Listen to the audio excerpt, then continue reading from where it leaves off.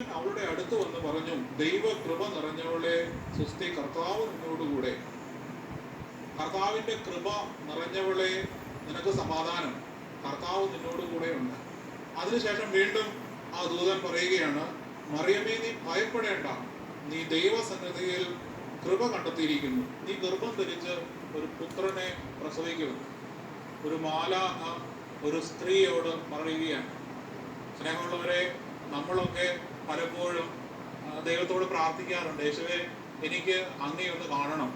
അല്ലെങ്കിൽ ഒരു മാലാഖയൊക്കെ നമ്മളൊക്കെ ഒന്ന് കാണാൻ ആഗ്രഹിക്കാറുണ്ട്. ദൈവത്തെ കാണുന്നത് പോട്ടെ, ഒരു മാലാഖയെങ്കിലും ഒന്ന് കാണാൻ പറ്റിയിരുന്നെങ്കിൽ, അല്ലെങ്കിൽ വിശുദ്ധന്മാരെയൊക്കെ ഒന്ന് കാണാൻ പറ്റിയിരുന്നെങ്കിൽ, അല്ലെങ്കിൽ പരിശുദ്ധ അമ്മയെ ഒന്ന് കാണാൻ പറ്റിയിരുന്നെങ്കിൽ എന്നൊക്കെ നമ്മളിൽ പലരും പ്രാർത്ഥിക്കാറുണ്ട്, ആഗ്രഹിക്കാറുണ്ട്. പക്ഷെ പലപ്പോഴും ഇതൊന്നും പ്രാവർത്തികമാകാറില്ല. ചില വിശുദ്ധന്മാർക്കൊക്കെ ഇവരെയൊക്കെ കാണാനായിട്ട് പറ്റിയിട്ടുണ്ട്. സ്നേഹമുള്ളവരെ, അത്രമാത്രം വിശുദ്ധി ഇവരിൽ നിറഞ്ഞതുകൊണ്ടാണ് ഇവർക്കൊക്കെ ഇങ്ങനെയൊക്കെയുള്ള ദൈവിക വെളിപാടുകളും അരുളപ്പാടുകളും ഉണ്ടാകുന്നത്. അത്രമാത്രം വിശുദ്ധിയിൽ ജീവിക്കുന്നത് കൊണ്ടാണ്, അത്രമാത്രം പ്രാർത്ഥനയിലും ദൈവിക കൃപയിലും ജീവിക്കുന്നതുകൊണ്ടാണ് ഇവർക്ക് ഇങ്ങനെയൊക്കെയുള്ള പ്രത്യക്ഷപ്പെടലുകളൊക്കെ ഉണ്ടാകുന്നത്. അങ്ങനെയാണെങ്കിൽ സ്നേഹമുള്ളവരെ, ഇതാ പരിശുദ്ധ അമ്മയുടെ അടുത്തേക്ക് ഒരു മാലാഖ പ്രത്യക്ഷപ്പെടണമെങ്കിൽ പരിശുദ്ധ അമ്മയോട് ഒരു മാലാഖ വന്ന് പറയുകയാണ്, ദൈവകൃപ നിറഞ്ഞവളെ, നിനക്ക് സമാധാനം, കർത്താവ് നിന്നോട് കൂടെ ഉണ്ട് എന്ന് ഒരു മാലാഖ പറയണമെങ്കിൽ, ഇത് മാലാഖയുടെ വാക്കല്ല. സത്യത്തില് മാലാഖ അയക്കപ്പെട്ട ഒരാൾ മാത്രമാണ്. ഇത് പറഞ്ഞു വിട്ട ഒരാളുണ്ട്, അത് കർത്താവാണ്, അത് ദൈവമാണ്, കർത്താവിന്റെ വചനമാണ്, ദൈവത്തിന്റെ സന്ദേശമാണ് മാലാഖ കൊടുത്തത്. അപ്പൊ ദൈവം തന്നെയാണ് പറഞ്ഞത്, കർത്താവ് നിന്നോട് കൂടെ ഉണ്ട് എന്ന്. ദൈവം നിന്നോട് കൂടെ ഉണ്ട് എന്ന് ദൈവം തന്നെ, കർത്താവിന്റെ വചനം തന്നെയാണ് പരിശുദ്ധ അമ്മയോട് പറഞ്ഞത്. അപ്പം പരിശുദ്ധ അമ്മ ഇതെല്ലാം കേട്ടു. അതിനുശേഷം വീണ്ടും ആ ദൂതൻ പറയുകയാണ്, നീ ഒരു പുത്രനെ പ്രസവിക്കും, നീ ഗർഭം ധരിച്ച് ഒരു പുത്രനെ പ്രസവിക്കും, നീ അവന് യേശു എന്ന് പേരിടണം. അവൻ വലിയവനായിരിക്കും, അത്യുന്നതന്റെ പുത്രനെന്ന് വിളിക്കപ്പെടും. അവന്റെ പിതാവായ ദാവീദിന്റെ സിംഹാസനം ദൈവമായ കർത്താവ് അവന് കൊടുക്കും. സ്നേഹമുള്ളവരെ, മാലാഖയല്ല, കർത്താവിന്റെ വചനം, കർത്താവ് തന്നെയാണ് പറയുന്നത്, നീ ഒരു പുത്രനെ പ്രസവിക്കുമെന്ന്. അവൻ വലിയവനായി തീരുവെന്ന്, അവൻ രാജാവായി തീരുവെന്ന് കർത്താവിന്റെ വചനം പറയുകയാണ്. നീ ഒരു പുത്രനെ പ്രസവിച്ചു. അമ്മ ഇതാന്ന് വിശ്വസിച്ചു, അമ്മ ഇതാന്ന് ആഴമായിട്ട് വിശ്വസിച്ചു. കർത്താവിന്റെ വചനം അത് നിറവേറുമെന്ന് വിശ്വസിച്ചു അമ്മ. അതുകൊണ്ടാണ് എലിസബത്ത് പറയുന്നത്, അത് നിറവേറുമെന്ന് വിശ്വസിച്ചവൾ ഭാഗ്യവതി. സ്നേഹമുള്ളവരെ, അങ്ങനെ ഈ പരിശുദ്ധ അമ്മയിലേക്ക്, പരിശുദ്ധ അമ്മയുടെ ഉദരത്തിലേക്ക് നമ്മളൊക്കെ ഒന്ന് കാണാൻ ആഗ്രഹിക്കുന്ന, നമ്മളൊക്കെ ഒരു ചെറിയ ദൈവിക സാന്നിധ്യം കിട്ടാനായിട്ട് ആഗ്രഹിക്കുന്ന,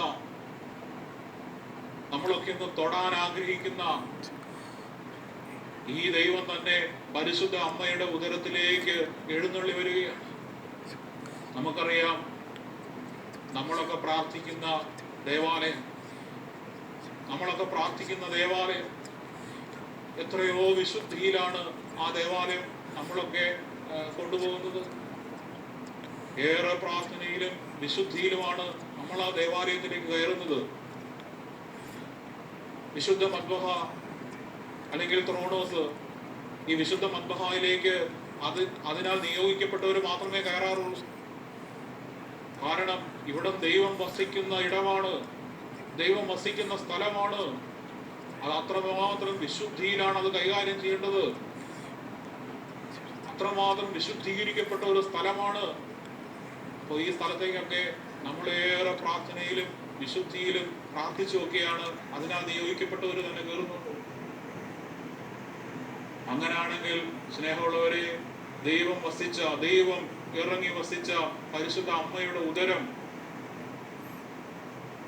നമ്മളൊക്കെ ചിന്തിക്കുന്നതിൻ്റെയും എത്രയോ അപ്പുറത്താണ് ഈ അമ്മയുടെ വിശുദ്ധി എന്ന് പറയുന്നത്.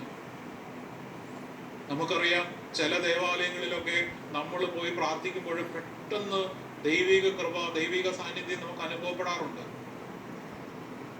നിരന്തരം പ്രാർത്ഥനകൾ നടക്കുന്ന, അല്ലെങ്കിൽ നിരന്തരം വിശുദ്ധ കുർബാനകൾ നടക്കുന്ന ദേവാലയങ്ങളിൽ നമ്മൾ പോയി പ്രാർത്ഥിക്കുമ്പോൾ ഭയങ്കരമായിട്ടുള്ളൊരു ദൈവിക സാന്നിധ്യം നമുക്ക് അനുഭവപ്പെടാറുണ്ട്. ഇതിന് കാരണം ഓരോ പ്രാർത്ഥനയിലും ഓരോ ബലിയർപ്പണത്തിലും ദൈവം തന്നെ ആ ദേവാലയങ്ങളിലേക്ക്, ആ ക്രോണോസിലേക്ക് എഴുന്നള്ളി വരുന്നതുകൊണ്ടാണ്. അങ്ങനാണെങ്കിൽ സ്നേഹമുള്ളവരെ, 33 വർഷത്തോളം ഈ സ്ത്രീയോടൊപ്പമായിരുന്നു നമ്മുടെ കർത്താവ്. ഈ സ്ത്രീയോടൊപ്പമായിരുന്നു നമ്മുടെ കർത്താവ്. അങ്ങനാണെങ്കിൽ ആ സ്ത്രീയുടെ വിശുദ്ധി നമ്മളൊക്കെ ചിന്തിക്കുന്നതിൻ്റെയും എത്രയോ അപ്പുറത്താണ്.